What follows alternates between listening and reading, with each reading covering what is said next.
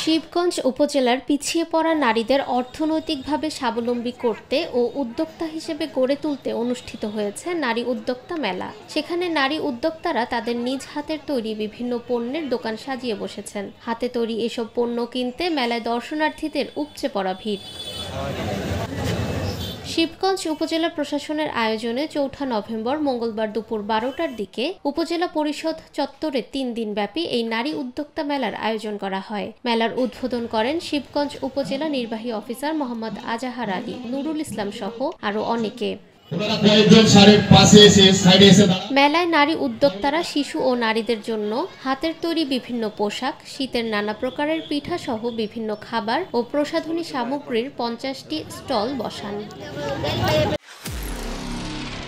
নিরপেক্ষ, সত্য প্রকাশে আপোষহীন।